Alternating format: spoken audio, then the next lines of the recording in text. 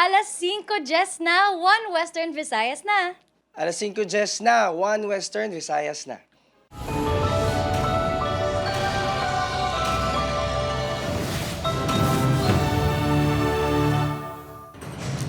Tutukan subong nga Martes.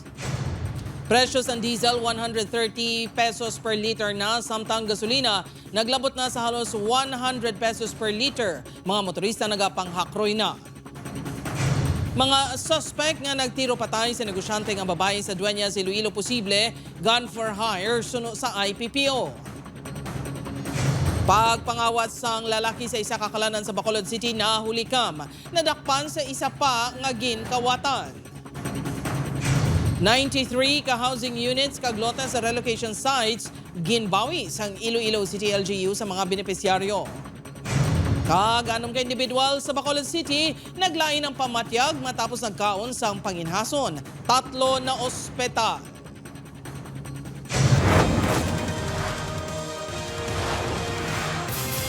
Ini ang GMA Regional TV, 1 Western Visayas.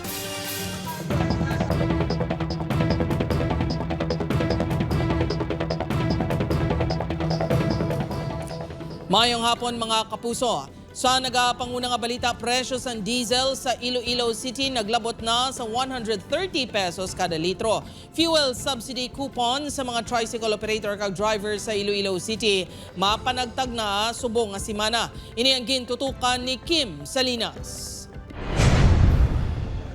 Nagabalor na sang 114 to 132 pesos ang kada litro sang diesel sa Iloilo City. Malapit naman 100 pesos ang presyo sa gasolina. Gani ang isa ka progresibo nga grupo, liwat nga magapatigayon sang transport strike sa Huwebes kag Biyernes. Ginakondemna nato ng ginambal ni Sharon Garin, kag ni Marcos, kag ni Castro, nga kunaway kita si kabalakan, kaway sing krisis. Ano pa ni nga mihura, no? Ang 132 ngayon eh, malala ng krisis. Sa Iloilo City, sugura na sang LGU panghatag ang 500 pesos nga fuel subsidy coupon sa masobra 1,500 ka tricycle operators kag drivers subong nga semana. Sa mga PUJ, wala pa sang schedule nga ginanunsyo. May ara kita nga schedule kag oras nga pagpatughong because ang iya sini nga treatment naton bali kita direkta mahatag sang bayad sa gasoline station. Apisar na lipay, kulang ang subsidy suno sa pila ka drivers. Kung isipon lang gid sir, kulang gid eh. Galing ti wala tamay mo kay amo man lang nang mabulig sa siyudad. Di okay naman na, o siyang sa wala. Nagadali naman ang pila ka PUJ driver nga makabaton sang cash assistance kasunod sang pagsuspender sang sakaplete. Ani kung kuluyaan kung natagaan kami nila dako gid na nga bulig para sa amon. Ginanunsyar sa Department of Transportation subong adlaw nga nagsugod na sila panghatag sang fuel subsidy.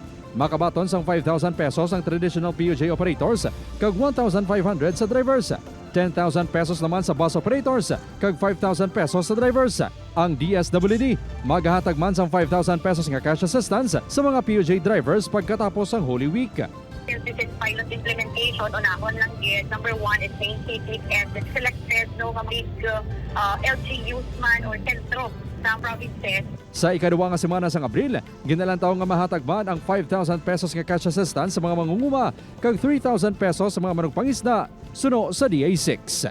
Amo pa lang ginahulas namon final nga guidelines kag list of farmers RSDSA na registered kag mayara nga farm machineries amo na ang matagaan. Upod Kermel Porquia, Kim Salinas, 1 Western Visayas.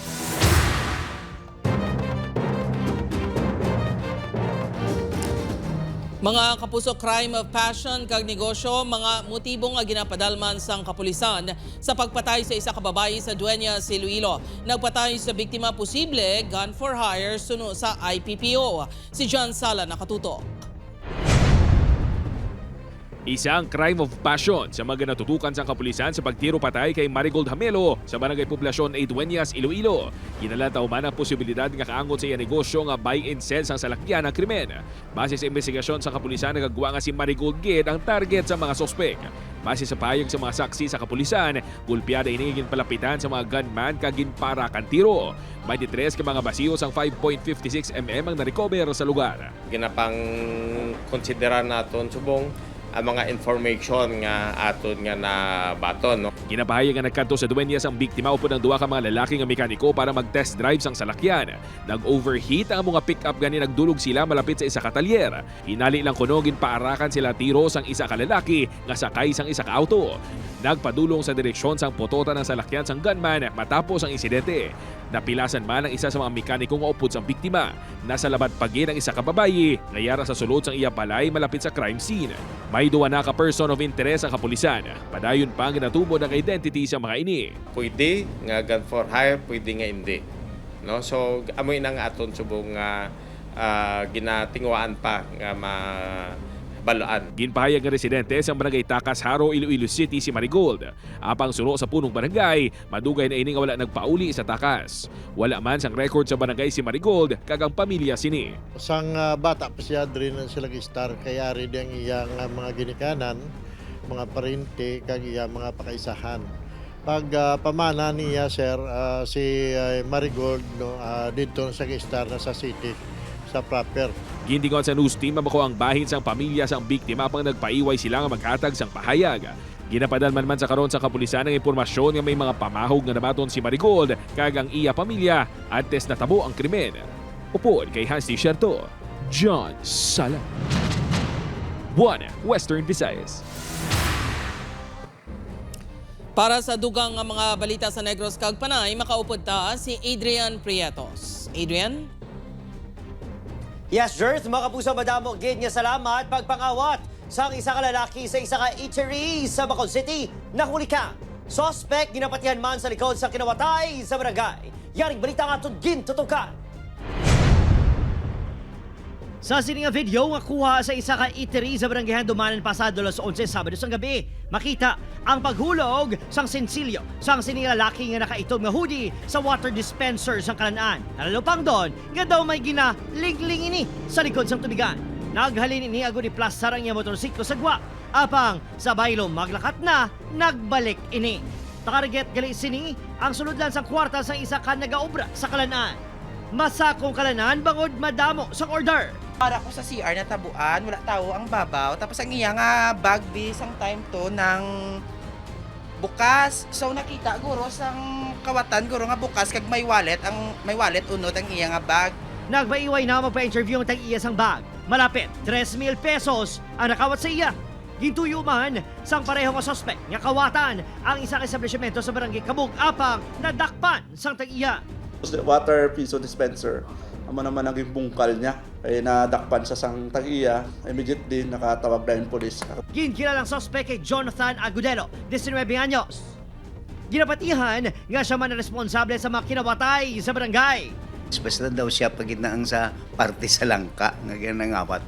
Ginako man sa suspect nga siya ang yara sa video. 3K na yun? 3K? 3K lang. Ginanong 3K na yun tan.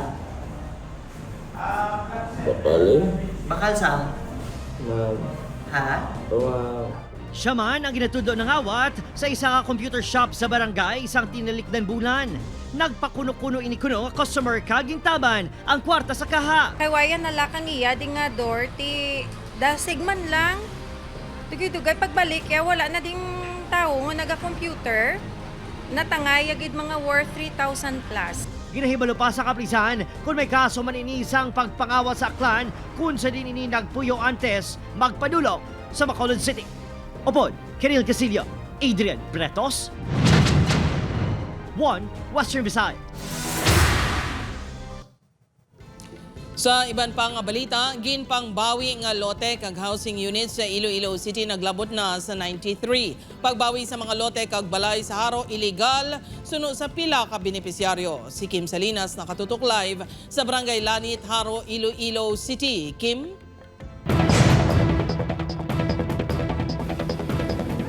Jert, wala sang due process kag may pidilian. Ini ang aligasyon sa pila ka benepisaryo nga ginbawian sang balay kag duta sa pila ka relocation site sa Iloilo City. Apang hugot ini nga ginpanginwala sang LGU. Kumpleto pa sa mga dokumento ang 83 anyos nga si Lola Isabel nga nagapamatuod niya isa ini sa mga original nga awardee sang lote sa relocation site sa Barangay Lanit, Haro sang September 13, 2013. Lakip diri ang Certificate of Lot Award kag acknowledgement receipt halin sa Saduanay Iloilo City Urban Poor Affairs Office. Gani gin kagibot sini nga ginguba ang balay sang Agosto sang nagligad nga tuig. Ginako sini nga nagpuyo siya sa balay sing bata sang pandemya. Apang nagapuli-uli pa ini sa ila balay sa relocation. Paguba nila, grabe nga hibi ako, hindi ko katulog. Kuha pa nila ako nga mga breaker, ang mga atop ko, kagagwan, di pang dala nila. Laplaag, dari nga ako mga gamit ko, pinggan ko, kardero ko, mga gamit ko, kay dari kong star mo. Apang sa serye sang inspeksyon kag validation sang Iloilo City Local Housing Office, nagwa nga 5 na katuig wala nagapauli sa iya balay si Lola Isabel. Ina, dako kita yung violation sa housing program under Section 14 of 7279. Wala nung nga banda number 1, wala sa electricity, wala gina ginapulian, makita mo sa balay inhabitable. Imagine may mga grass pa kag mga higko, mga layon bala sa sulod. Si Lola Isabel, ang isa sa 93 ka benepisyaryo sa 34 ka relocation sites nga ginbawian sang Iloilo City Local Housing Office. Ginapakigbato man sa mga ginpangbawian ang ilaki na matarong. Pahayag sa mga ini, matuon niya gindonar na sa pribado nga kompanya sa Iloilo City LGU ang lote. Apang nabutang sa MOA nga mangin prioridad ang 334 ka benepisyaryo nga naapektuhan sang development sa Old Airport sa Maduriao. Isa diri si Noel, hindi original nga awardee sa lanit apang ginisuan sang special power of attorney. Agud bantayan ang lote sang iya himata. Nag-failed rin si Attorney Malyari, nagpadala lang siya sang reversion nga why isang basihan, may due process bala. Ang punto niya pagid nga why kuno balay. Tindamo man to nga iban nga mga duta nga may kudal nga why man balay nga why mo ginkuba dahil grupo Attorney Malyari. Apang sunod sa iklo, wala sang kasubang kondisyon base sa deed of donation. Makapilaman ginpadalan sang notices ang mga ginpangbawian. Ginpanginwala man ini ang aligasyon nga may pinilian sa reversion. We do several inspections, plus ginapamangkot naton ang neighbors, ginapamangkot naton ang homeowners association, tapos ginapamangkot man naton sa barangay.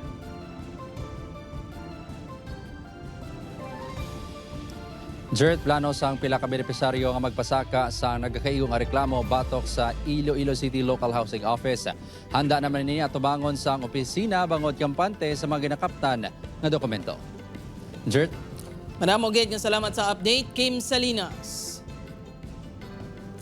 Sa iban pang balita, pila ka mangunguma ginapanghandaan na ang pagsulod sang tigilinit. Alternatibo nga mga pananom ginsuguran na patubo. Si Julius Bilacaol nakatuto. Pagkatapos pa lang sa second cropping sang Enero, nagtanom na sang alternatibo nga pananom ang pila ka mangunguma sa Lanitharo. Ini ang ginalakipan sa mga sandiya, kamatis, talong kag katumbal. Why na umay? Kung lato naman ang tingulan, antes naman umay. Sa Barangay Tigom, Pavia, Pebrero pa sang nagtanom sa sandiya si Etalamnan si Renato. Di taga ka tuigin maniga, tanong kami sandiya. Para kay mas mayo pang produkto ng mga sandiya sa palay. Ang natungdan ng mga pananom ang nagkakaigogin sa Tion San Tigilinit. Sunod siya Municipal Agriculture Officer sa Pavia. Ang sandiya abe kag ang kamatis sa ibang pangkararuton. So suited sila sa mainit ba lang nga tiyempo. Apisar makabato sa kainit sang tiyempo. Kinahanglan sa gihapon sang pananom ang tubig. Gani para mapasiguro ang supply. Ang mga mangunguma ang may mga tasok. May tasok kami yung sa ligan, kung mawadang kami tubig, may tasok kami yung ginagakwaan. Sumugod sang Marso, nabatsaga na ang mainit nga tiyempo sa Western Visayas. Ini ang ginalantaw nga magalawig, tubtob sa bulan sang Mayo. Apang magluwas ini, may posibilidad man nga maeksperiensyahan ang El Nino phenomenon subong nga tuig. Upod kay Cirilo Rendoque, Julius Bilacaol. 1. Western Visayas. Bantayan. 6 ka individual sa Bacolod City naglain ng pamatyag matapos nagkaon sa panginhason. 3 na ospital sa pagbalik sang One Western Visayas. Ini ang GMA Regional TV, One Western Visayas. Ini ang GMA Regional TV, One Western Visayas. 6 ka persona naglain ng pamasyag matapos nagkaon sa panginhason sa Bacolod City. 3 sa ila gindala pa sa ospital. Yaring balita nga itong gintutuka. Ginsudan sa paniaga sa napulo ka miyembro sang pamilya Duro ang mga panginhason nga bayuyan kag taho nga nakuha sa baybay sa Procroma, Barangay Singkang Airport, Bacolod City sang Marso 21. Pila ka oras ang nagligad, dululungan kuno nga nagsakit ang tiyan, nagpalanuka kag nagpalangurog ang 6 ka persona. Una, gagindala sa ospital ang Iloy nga si Karen, 43 anyos. Kami man sang umagad kusina ng naanara naman naman kaunti. Subong lang natabo sa amon. Ginlapwahan tapos adobo. Gindala man sa ospital ang 24 anyos si John Ray. Apisar hilway na sa katalagman, ginapaligban sini ang abyan niya ginagda agud magkaon sa ilapuluyan. Yara pa ini sa ospital. Barkada ko, nakita ko ang iyang result sa iyang laboratory, acute poison na nakabutang. 3 kaiban pa ka miyembro sa pamilya, lakip ang 2 ka minor de edad ang nagpalanukaman. Nga, tungkol sa kapigaduhon bala namon, siyempre mangita gina sila sa pagkaon. Nagkuha na sang sample sang City Health Office suno kay Dr. Grace Tan, tagpamuno sa Environmental Sanitation Division. Samtang wala pa matumod ang kausa, hinyo sa barangay nga ipaiway-anay ang pagkaon kag pagpaligya sa panginhason. Kay wala pa kita direct information nga na proof nga ang ilang reason for food poison is ang shell. Nga as much as possible, we make our food clean as possible and dapat i-maintain na ang hygiene man. Apang, bangod, wala man sang iba niya pangabuhian. Parayon gihapon sa pagkaon kag pagpanginhas ang pila ka residente. Napang mga kalibayo yan mga apo ko. Nabaligyan nila. Karong aga, sisitong dala ni Inday Luto. Tani na patay na sa kanagkaon sa kikina. Opo, Kirill Gasilio, Adrian Bretos, 1 Western Visayas. Mga kapuso, pagtaas pa ang balor sang US dollar kontra Philippine peso, hindi man mabatsyagan sa mga pamilya sa pila ka OFW sa Iloilo. Mas mabudlay nga pagpangabuhi ginakabalakan kung magsigi-sigi panubo ang balor sang peso. Si John Sala nakatuto. Sang una, kung magsaka ang balor sang US dollar kontra Philippine peso, sunod sa seafarer nga si Pepito. Kung magpadala ini sang kwarta sa iya pamilya, mas makaulo-enjoy gid kuno sila. Makabakal sa mga sobra sa ila kinanglanon kag may bilin pa para panglagaw. Subong nga naglabot na sa 60 pesos and 10 centavos ang exchange rate sang 1 US dollar. Imbis nga magkasadya, dawala man kuno sang ginbag-o ang sitwasyon. Bisan dako imo kita pag abot di sa aton ang pangbalaklon nagmahal man lalo na sa gasolina. Budgeted man gyapon kay hindi mo mapakta ng dalagan subong nga timpo sang amon nga kalamidad sang gira. Ti pati kita di kwali bisan ka dollar rin kasubong. Ang exchange rate subong ang makabing nga record breaker suno sa economics professor nga si Archie Nacional bangod sa tuman kanubo nga value sang peso. Record breaking gid ini siya nga nagdampot kita sa masubra sa 60 pesos no nga foreign exchange rate no, for a US dollars no. So ini makilabtanan gyapon sa gamo nga kakatabo subong sa Gulf region no, sa Iran. Matuod may positibo nga madulot ini kaangay na lang sa mga sektor sang business process outsourcing. Kag mas maganyat kunong mga foreign investors nga mag-invest sa pungsod bangod mas barato. Apang mas ipambalo naton nga ang balor sa padala sang mga OFW sa ilang family so nagdako siya no. Pero tanan ina kaya na i-override sang presyo sang mga balaklon katungod nga sa pagnubo sang value sa peso magasaka man ang presyo sa mga balaklon kay di ba net importer kita mo. Ginapananaw naman nga magasigi-sigi pa ang pagsarurot sa presyo sang peso kag pagsaka sang US dollar samtang nagapadayon pa ang ginamo sa Middle East. Upod kay Hans Tishierto, John Sala, 1 Western Visayas.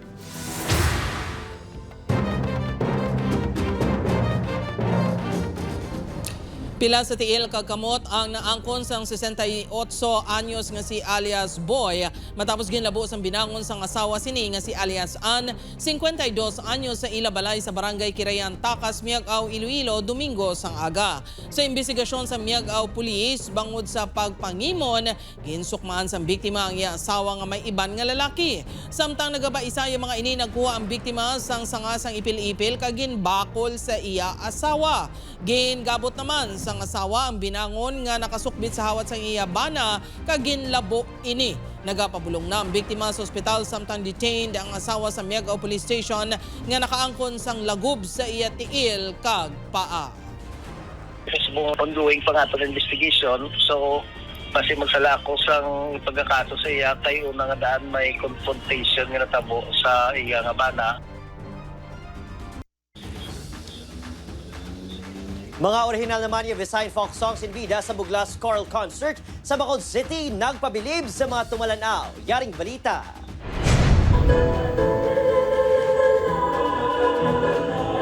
Wala lang ginkilig, kundi kasubong nga ginili-ili ang mga naglantaw sang Buglas Choral Concert sa University of St. Asal Coliseum sa March 19. Ginbida sa mga estudyante sa universidad ang orihinal nga Visayan folk songs yung hinatagan sang bagong areglo sang pila ka Negrense composers kag musician. Kasubok na lang sa pasigit.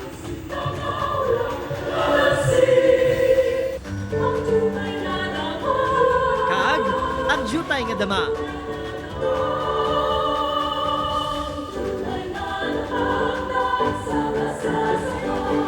Pero ang audience, hindi lang makatigulangan, kundi syempre may mga Gen Z man. I think it's time that we start enjoying the songs of our elders, the songs of the older generations, which hindi naging in touch sa buong ngayong generation.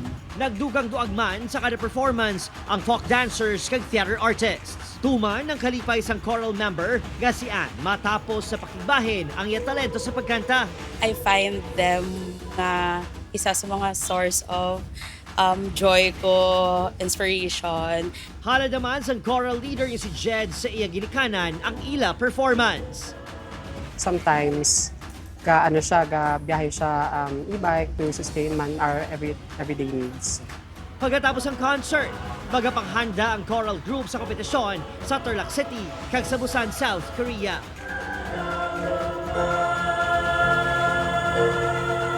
Adrian Bretos. One Western Visayas.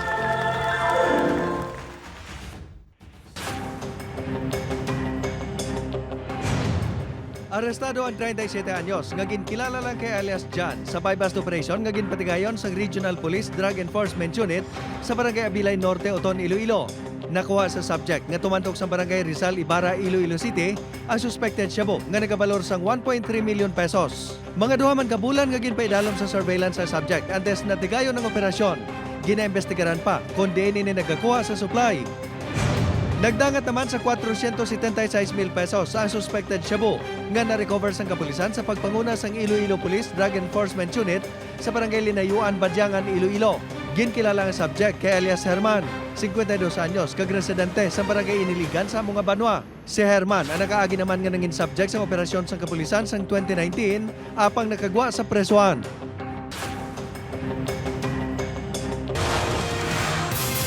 Ini ang GMA Regional TV, One Western Visayas.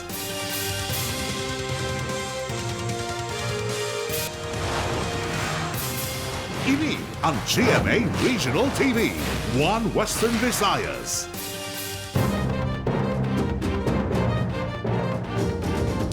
Tatlo ka counts sang murder ang gipasakabato kay Gilbert kag Glenn Mark ang mag-utod nga muya nga imbulbado sa pagbinunanay sa Barangay San Isidro, La Paz ang Sabado. Dalaman sa ginkasuhan ng isa pa ka persona nga ginkilala kay alias Alex nga nagapabilin nga at large. Hindi pa sa gihapon madetalya sang kapulisan kung sino ang nagsugod sang gamo, kay sino nagalin ang kutsilyo kag iban pa. Magluwas sa illegal nga droga, ginalantaw pa ang iban nga anggulo kasubong sang daan nga hiligutanon kag kahulugbon. Apat ang napatay sa insidente, lakip ang tatlo ka miyembro sa pamilya Provido kag isa sa pamilya Muya. Samtang ginapasiguro na sang ICPO kag barangay ang seguridad sa duha ka mga pamilya. Nagdesisyon ang pamilya Provido nga ihaya ang napatay nga himata sa barangay Lanit, Haro. Ina-adjust natin yung deployment natin with the help sa yung force commander ng City Mobile Force.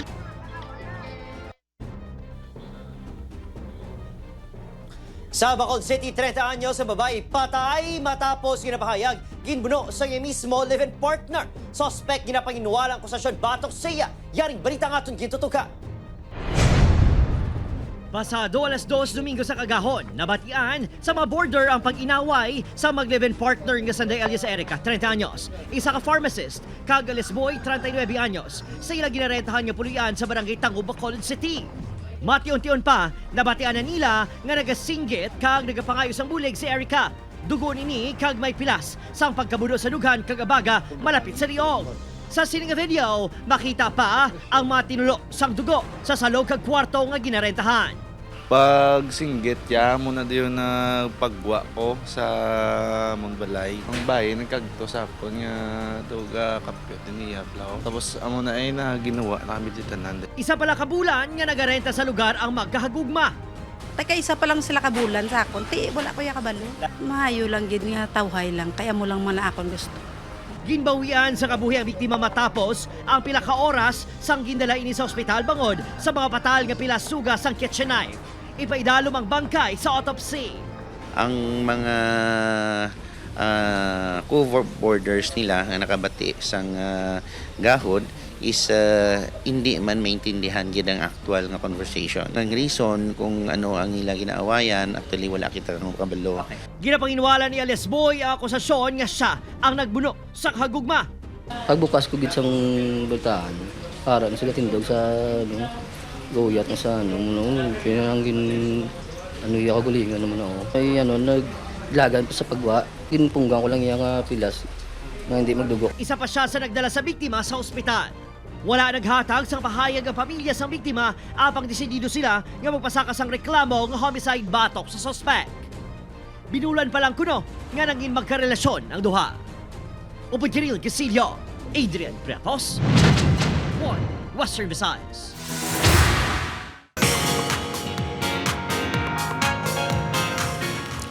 Mga kapuso, yari na mga dapat bantayan sa Encantadia Chronicle Sangre. Himoon sa mga sangre ang tanan, agod maprotektaran ang Encantadia. Ano bala ang bagong nakita ni Mitena? Bantayan man ang pag-abot ni Elias JTV. 8:05 p.m. sa GMA Prime pagkatapos ng 24 oras.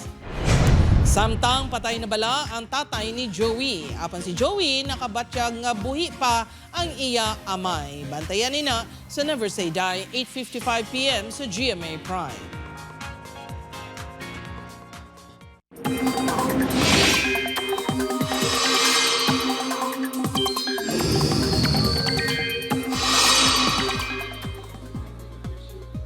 Mga puso, maghanda sa mat-amat kapag init sang tiyempo. Sunod sa pag-asa, easterlies ang nagapangunang weather system nga nagapekto subong sa pungsod.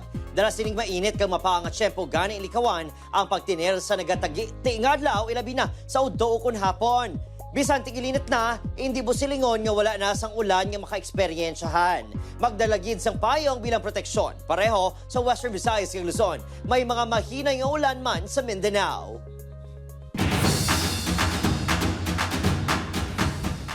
O mga puso sa Banwas ng Ilog, karon nyo na makabanding ang inyong paboritong kapuso source para sa Kisi-Kisi Festival.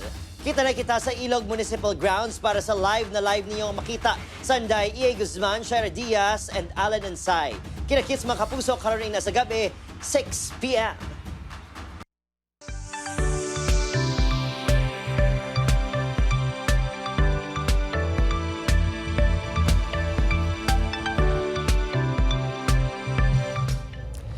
Mga kapuso, ako si Jerth Road, Charlatan. Ini ang One Western Visayas, bugos nga puwersa para sa mas dako nga misyon kag mas masangkad nga pagserbisyo sa pungsod.